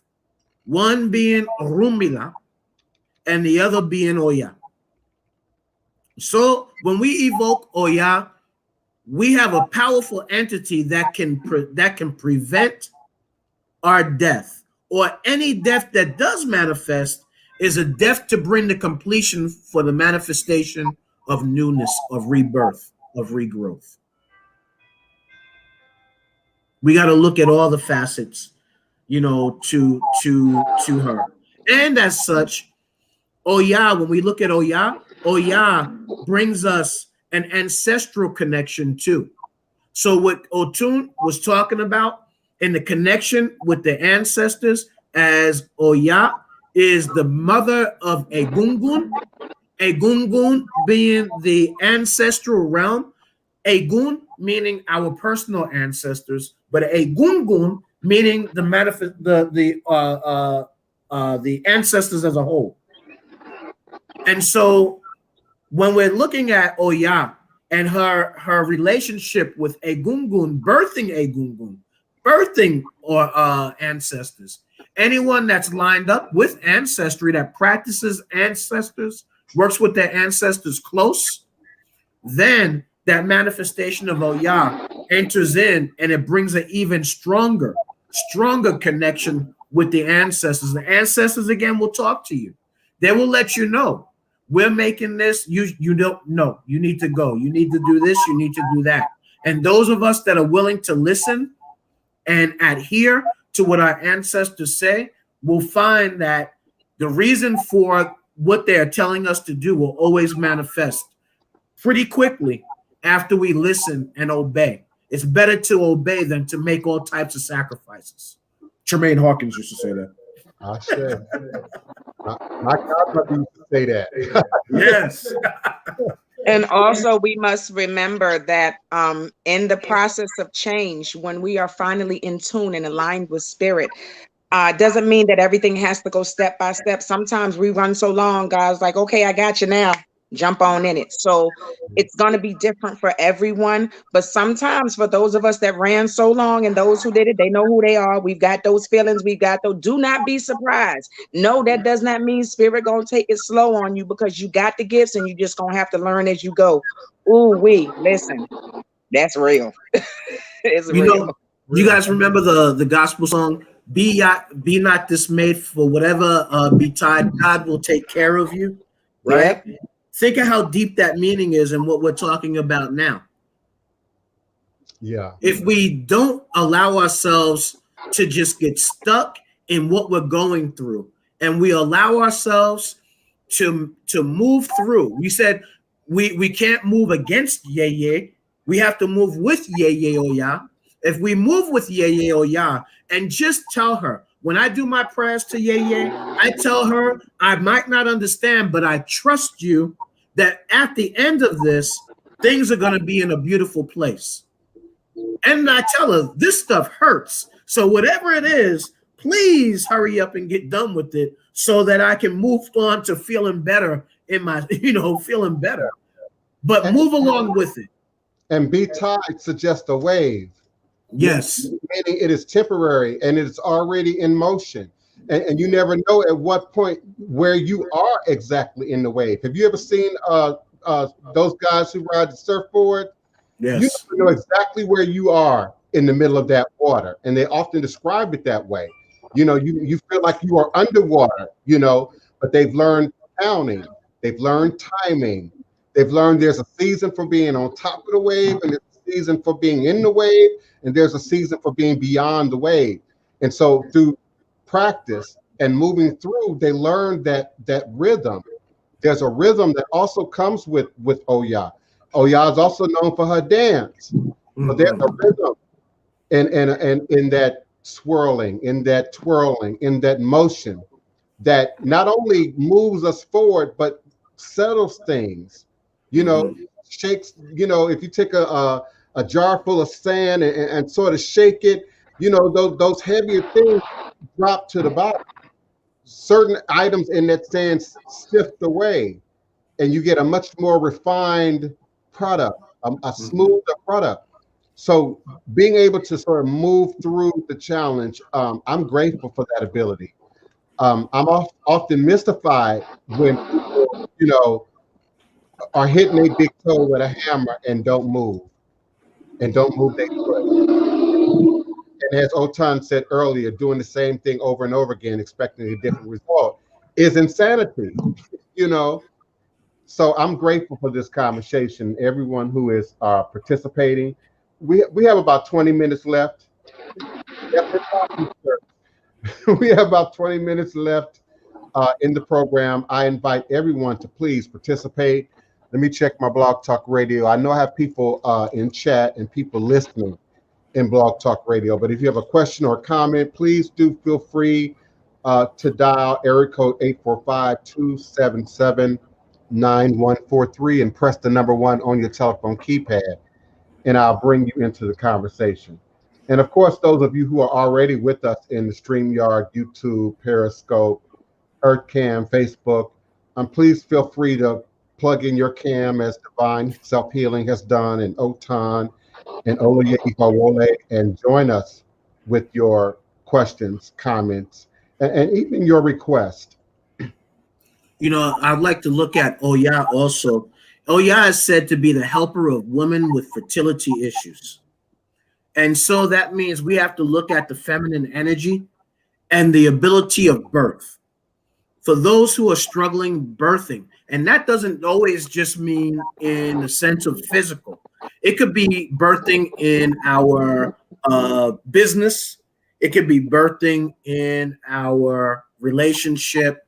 It could be birthing in finances. It could be birthing in many different, methodologies in different ways. So we have to look at what Oya can bring. Sometimes the decisions and choices that we're making are not in alignment for the birth of something that's going to be successful. And Yeye is the owner of the marketplace. She's the owner of the marketplace. So as being the owner of the marketplace, we also have to look at Yeye Oya in her ability to bring us the fertility, the ability to be fertile in establishing that which is going to make us successful, whether it's business, whether it's personal, whether it's children, whatever at capacity, it doesn't really matter. Let's look at the major part of it and being fertile. What is it that we have to do to make a business successful? Do we have the schools? Did we go to take a class to make sure we know how to organize the bookkeeping? Did we making sure that we have a tax person? Are we making sure we have a lawyer? Are we making sure that we have all of the necessary ingredients to make our meal, to make what we're developing successful? And if we don't, then maybe we should be doing those things before we wind up being in a place where now that energy of the wind blowing is blowing this thing in a negative place rather than in a positive place. Of course, we have the difference between Ire. When we come to do divination, we say either Ire or Ibi, Ayewo, either way that you say it. Ire, meaning that things are pretty much on level, but then Ibi, Ayewo is that it's kind of rocky at this place. Even if you don't see it right now in a different place, there's rockiness going along. So how then we have to then do the work that transforms the Ibi to Ire to bring things back to the even keel. So, we have to look at all of those things when we look at our life, when we look at our choices, our decisions, the people around us, all of those things in order for us to transform our lives, our own lives. Iyanla, fix my life. Well, fix your own life. You got to make the decisions and choices that are going to be required to fix your life and to change your life and to transform your life to the direction that's going to be best in alignment for your destiny, right? We always talk about destiny. In our tradition, in Ifa, it is the destiny that we came here, that we desire to fulfill. So therefore, we have to do the work and hope that we can be in alignment for us in Ifa, we go through Ishefa and we go through Tefa to bring us into our destiny and the knowledge of our destiny. And when we go through those stages, then it opens up in divine verse of Odu Ifa, that speaks to what it is that we came here, the struggles and challenges that we went through, and now what it's going to take and the prescription that's going to take for us to heal and to now move into alignment with our highest self, our highest destiny. A lot of that has to do with Oya. What transformation are we willing to make in our lives, especially after it being shown to us and given to us? You are mute. Good. Also, in the process of change, we also have to also look to what work are we doing in our meantime. Because a lot of the times we have things changing, we see things are going, and we're like, okay, well, I was told this is happening, and you're just sitting around waiting. Why? What if you're, let's say you were told, for example, you were going to be blessed with a business. Okay, that don't mean you just get to sit on your behind and wait for it to drop in your lap. While spirit is working out the technical things, what are you doing? Have you researched the best banking system, or how you're going to pay? Are you going to have employees, or are you going to be a sole proprietorship? Are you going to be an LLC? Are you going to incorporate? Do you like DivinePrince said, are you going to have a lawyer, an accountant? What are you doing in your meantime? Have you discussed the company name? Have you come up with a board, someone that's going to help you be a part of your company, a CEO, COO? It's so many things in the meantime that can be done. So even though when we understand that changes are coming, especially when it's good changes, we can't just get hype and then just sit around. You got to keep that work going. There are things you need to know and things that you need to put in place. So when it does come, it continues flawlessly. So that way you can continue to push forward and walk in that walk that you agreed before you came here. But you don't just get to sit around on your behind and go, well, I guess it's going to happen eventually. Well, I guess not. What work have you done? You are still having to do the work. And even if it's not in prep for that business, sometimes the work has to start internally. And that's what takes the most amount of time, because part of that work, whether people want to admit it or not, is self-accountability.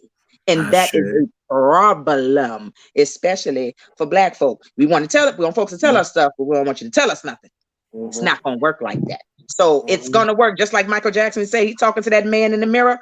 You're going to have to look at yourself and start there. Otherwise, you're not going to get very far at all. And the blessings that you do receive, you're going to jack them up because you were not prepared to receive them properly. Exactly. I'll say this and then I'll have to get off, but I'll be in the chat though. I feel like that's kind of the essence of it in a way, like the microwave generation or the microwave society, where we think it's magic with a CK, and I'm gonna do this ritual and I'm gonna get this tomorrow, or and we don't go through in order to endure and receive. So I think that that's something to think about, like you just said, sister, about what work am I actually doing to bring these things in? How am I preparing the table? I say I want this meal, I say that that's my favorite, that's what I want, but am I setting a place for it to be given to me? So I definitely understand that made a lot of sense. So I'll see y'all later. Peace, sis. And how do we impart that to our men in particular? We see the women, doing this work, being forced to do this work, standing up to do this work. We see the women creating sacred and safe space to sort of come together and do this work. And we're not quite seeing the same degree of movement with our men. And I would like both of you, obviously from your different perspectives, to sort of speak to that. I believe first and foremost, it's in the mother's bosom. Her ability to be sensitive, her ability to be vulnerable, her ability to show love, her ability to show empathy, her ability to hold her boy children to her chest when they're young and sort of heal, away that shadow work. But then when we start getting 14, 15, 16, beloved Oloye, Ifawole, and particularly when the fathers are not there to give a demonstration, the grandfathers are not there to give a demonstration, society is not there to give any kind of real demonstration. And now we have this sort of notion of toxic masculinity, you know, and many brothers are running up to defend that as somehow a authentic representation of being a man, of masculinity. So how do we teach men and our brothers how to go into those depths of Olokun, go into those depths of emotion and shadow work and subconscious, and just as the women are doing, heal that darkness so that we don't continue to bring that into the next generations? I think it's a great question, and it goes back to a lot of what we were taught as what a man is supposed to represent. But we fail sometimes to understand that another aspect of the masculinity is the polarity of the feminine energy within us as well. So part of the struggle that we have is that because we were brought up in such a way where we have to be that protector, we have to be that person that is straight out willing to fight right from the beginning. We might not understand the polarity on the other side of what it takes to heal. So now we have to be, we have to find healers in that are men that still represent that masculine energy that we're looking to be, but can also then be that teacher. I look at the scholars. You look at Dr. Ben, you look at Dr. Joseph Ben Yakimin, you look at Dr. Van Sertimer, look at Leonard Jeffries. When you look at them, you look at people who are not just scholars, but they're healers. How are they healers? Because they're sharing with us the knowledge of ourselves and our own history and story that built us to be who we're supposed to be in this world. So people have to look at those examples of those healers that are in our community, are men that are healers, that are working with the youth, that are working with other men, that are allowing them to have that place to heal, say what they got to say, feel what they got to say, and not condemn them for what they feel, what they say, and their experiences that they've had, the mistakes that they might have made, and the challenges that they're going through. We have to be able to share with them methods of being able to view things and teach them. Maybe it's because they don't know. They don't know maybe how to pay bills in a way that we want them to. They don't know how to maybe go and make a resume and go and find a job that can bring them the same amount of money as going out there slinging. We have to teach them, but in a way where it's still honoring them, respecting them, and sharing with them that they are still at that point where they are benefited in the society. But then again, we also got to look at the other side of it, and looking at the brothers that are going through the challenges and the one's unarmed deaths and all of that. You know, we have to then be empathetic to them as well. We have to be empathetic to the men who are feeling the anger. They're feeling the anger maybe of men that was not in their life, that chose to leave their mothers in that bind and in that situation, and then never returning to deal with the child and help to lift the child up and to raise the child. So part of us is going to have to be the break that chain of not being there for our own, and then for other men to be able to step up to the plate when we can, when we know, when we have the ability to help those people, to help those kids, those young boys, to raise up, to grow, to be strong and understand what manhood looks like from somebody who is back in there to help heal and grow and raise them and all of those things.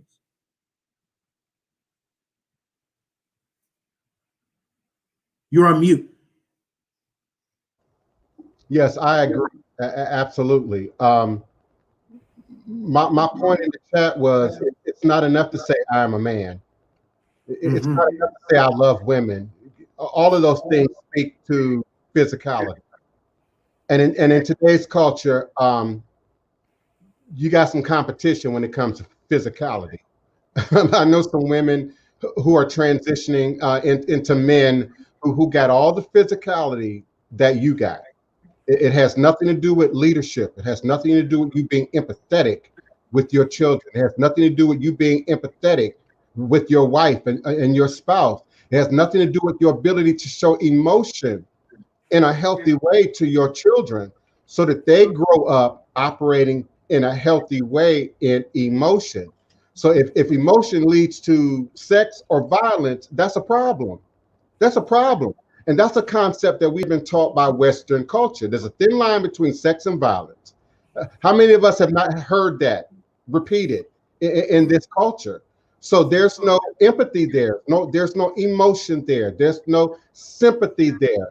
You know, and then all these made up ideas about masculinity, you know, to where you can't even hug your brother at the funeral. You can't even show emotion, you know, when your brother's broken. That's what toxic masculinity is. That's long before we get to violence and domestic violence and criminality and many of the other things that are finding their way into our society. And we cannot have another generation of men who claim they were raised by the streets. Why have we accepted that as a reality? Why have we accepted that as a norm? Why have we accepted that as okay? Why have we accepted that as a badge of honor? I see that in social media every single day. Oh, well, I was raised by the streets. I grew up in the streets. So what does that say about you, my brother? What does that say about your ability to really connect with the Iyami, with the woman, with the power of the goddess? We've lost that, you know, and it shows up in the broken relationships. It shows up in the broken homes. It shows up in the households that as Craig referenced, you know, have imported this Judaic, Islamic, Christian idea that the man somehow runs the house, which was never true in Africa, which was never true in the indigenous world. My cousin Oloye Ifawole said, Oya owns the marketplace. Some of y'all don't understand the marketplace is a representative of earth for us, of life for us. So without Iyami, without the great mother, without the great mothers, without the queen, you can't be a full man. You can't stand up in your manness, in your masculinity. Someone in the chat used chromosomes. I think it was Anthony X. Yes, half X and X and half X and Y, or however that works. So why is it that we're taught and raised to only focus on one aspect of that genome? Men are not taught to be emotional, are not taught to be sensitive. You know, I remember a day when they taught sewing and cooking and wood shop and metal shop in school, and they don't teach none of that anymore. None of that. So we have a generation of men who don't know how to be men, a generation of women who don't know how to be women. And when we look at pop culture, what you see in the music videos, what you see on TV, and I don't want to hear I don't have a TV. You got internet, you got a TV. What we see online, what we see in Facebook, you know, and your youngins think that that's normal. Your young babies think that that's normal. So we get worked up when every Instagram post is they ass and they titties. Mm-hmm. We get worked up when every Instagram post, you know, is a guy throwing up fake money, because y'all do know often it's fake money. Throwing up fake money, you know, giving y'all some sense of physicality. I'm a man because I have this and I own that and I control this and I control that. Yet we don't control ourselves. We're not in control of ourselves. And when I think about things like martial arts, when I think about things like capoeira, when I think about things like kundalini and tantric, no, it's not about the physical, but it's about you making moves and motions that return us back to a rhythm that aligns us with the planet and with Mother Earth and with nature and with spirit. And then there's that internal manifestation from that activity. So yes, the feng shui, and there are many quote unquote physical spiritual sciences that talk about moving energy, but no one wants to talk about the work involved in moving energy. So what do you do when you focus in blue on your fifth chakra and you're holding your crystals? What do you do? Many of you don't know what meditation is or how that works. And it's so much more than just being still and going blank. There's a whole guided process internally that happens when you're doing Ibori, when you're doing meditation, when you're doing Lave Tech, that moves that energy around. So your physicality ultimately responds to your spirit, ultimately responds to your mental, ultimately responds to your intellectual. Another very unpopular topic is when we look at the Western world and the amount of weight we carry and the amount of fat we carry and the amount of unhealthy diseases we now have in commonality. You know, we see, for instance, Asians who come from these really primarily vegan and vegetable-based diets with just a little bit of meat or a little bit of fish, you know, who become westernized in America, and their children, that very first generation, is picking up that weight, is picking up that diabetes, is picking up them heart problems. So there is absolutely a link between what we're doing physically and what you're thinking about while you're doing it. So if you're able to suspend thought and digest, you know, dead carcasses of animals, pus and mucus of cows and chickens, artificial this, synthesize that, it takes a great degree of suspending thought, being detached from what you're eating to do that. I'm not here to be popular. I'm just telling it like it is. I can't eat much of anything without thinking about what I'm eating, when I'm eating it, and how I'm eating it.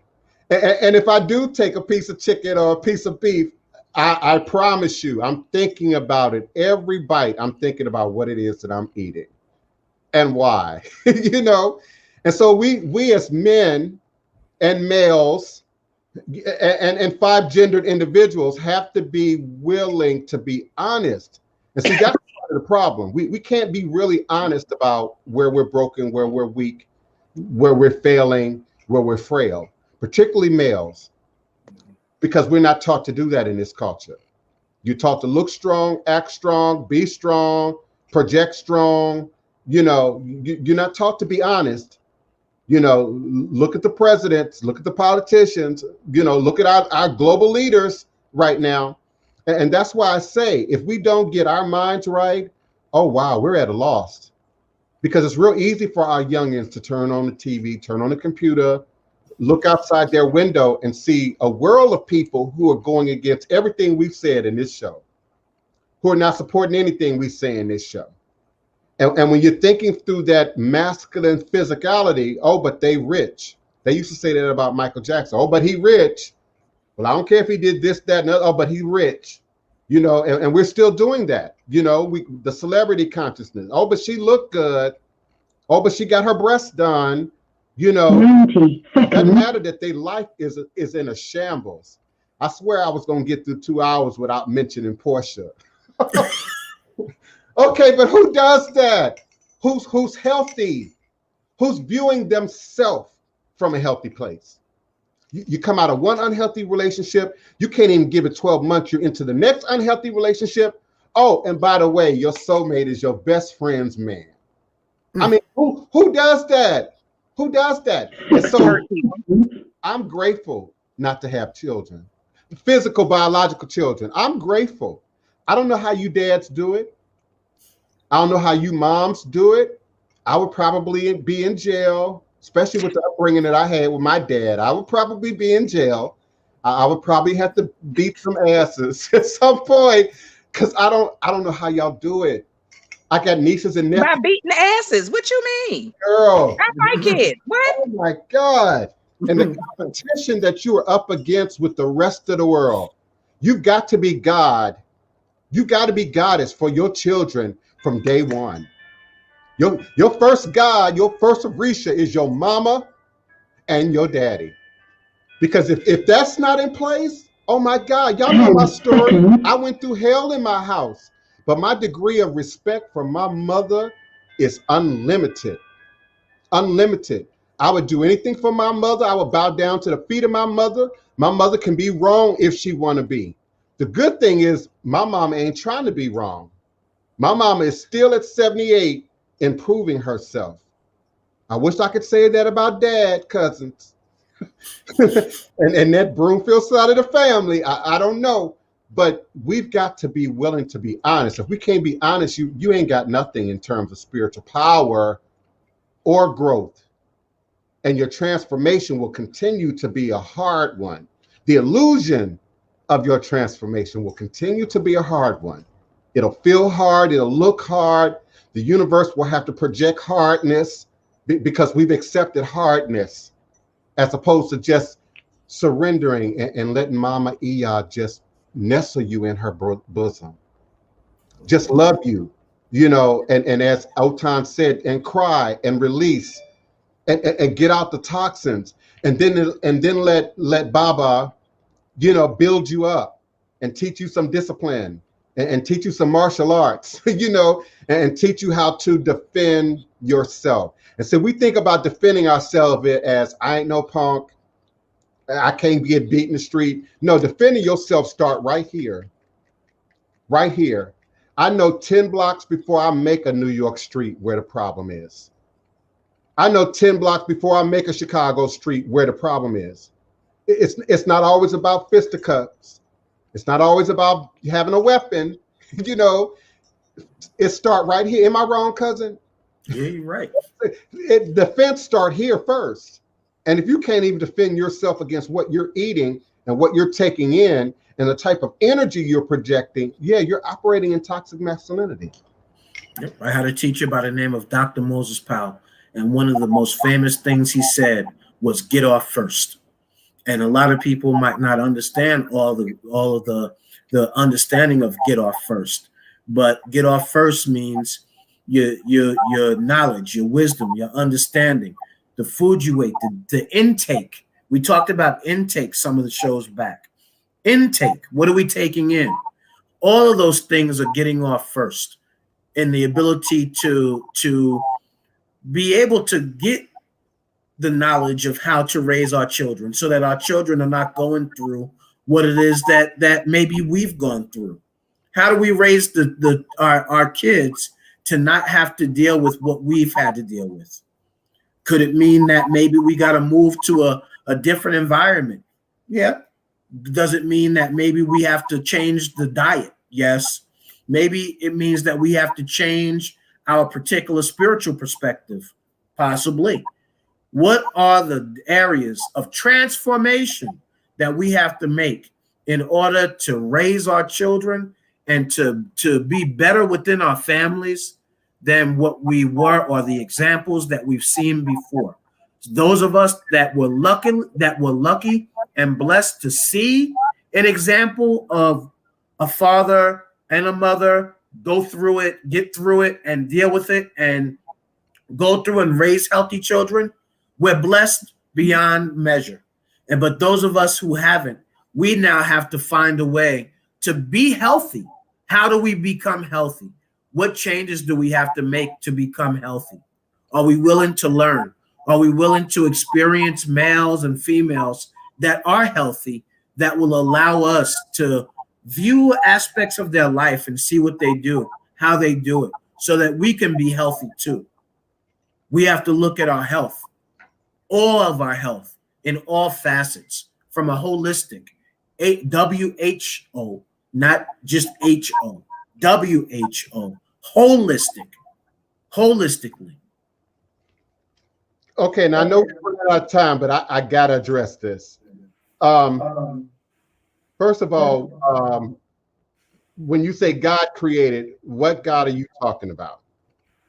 Because as soon as I hear God created, when we talking about genders, I hear Jew, Christian, Islamic. That's what I hear. Now, the question Anthony exposed was 5 genders. The indigenous world acknowledged 5 genders.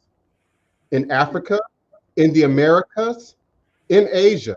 And there are still parts of Asia, India, Indonesia that still acknowledge 5 genders today.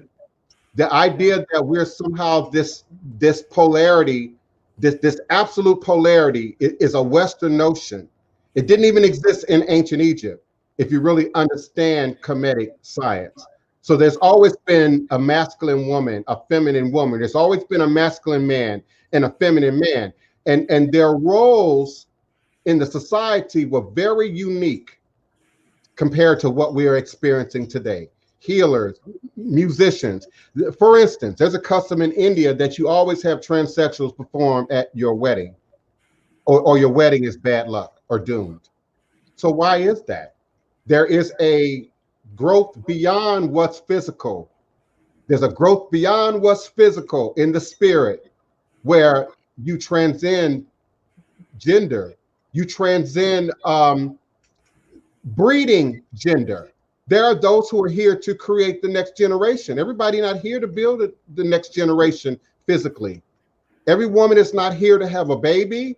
Hear me clearly. Every woman is not here to have a baby. And nor is every man here to produce children.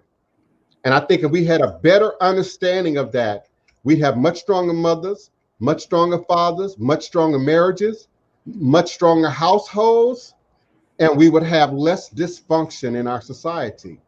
That notion that we operate from these extreme polarities keep everybody at each other's throat, including men and women, because it leads to other Eurocentric Western notions of strength and power. That was mentioned earlier in the show. A woman's bosom is her strength. A woman's emotion is her strength. But we keep saying strength and power as if that's somehow a male thing in the presence of all these women-headed households and families.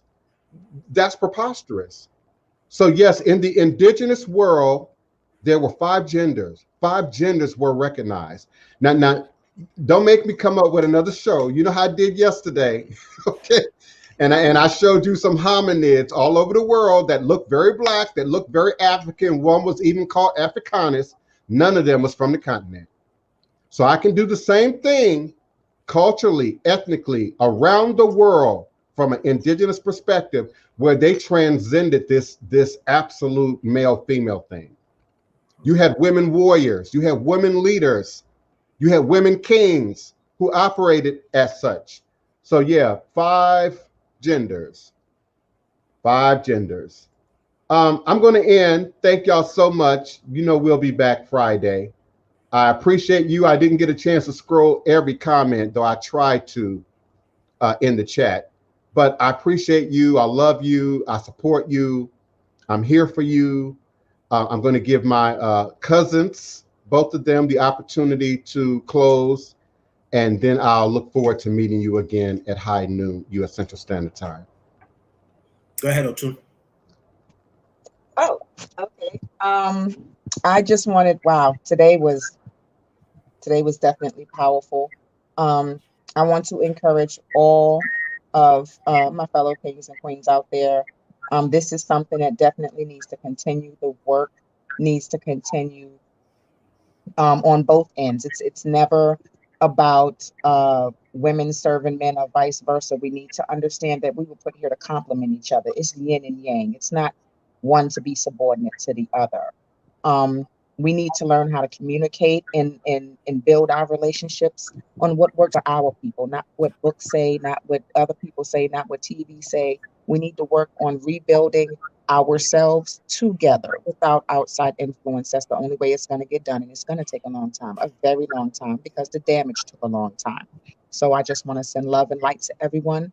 It has been a blessing. Blessings to everyone. Thank you, as always, for having me. I love you all. Peace, love, and light. Ashe. Well, we say thank you and blessings to each and every one of you. I hope that you all will look a little bit deeper into the energy of Oya and to understand that transformation and change can be a very good thing in our life, even when we go through the difficult moments, that those moments don't last forever. If we allow ourselves to stand still, the old elders and ancestors used to say, when things were going very, very difficult in our life, they would say all the time, be still. And you know, you even hear the old song, peace be still. So I leave you at that. Peace be still. Allow yourself to go through the changes and challenges in peace and be still. And then you will see things illuminate as to the reasons why these changes are happening. Allow yourself the faith that things will turn out to be the way they're supposed to be in the future. And I'll add, peace be still, remembering that all is truly and indeed a blessing if you can see beyond the veils. Until next time, Odabo. Odabo.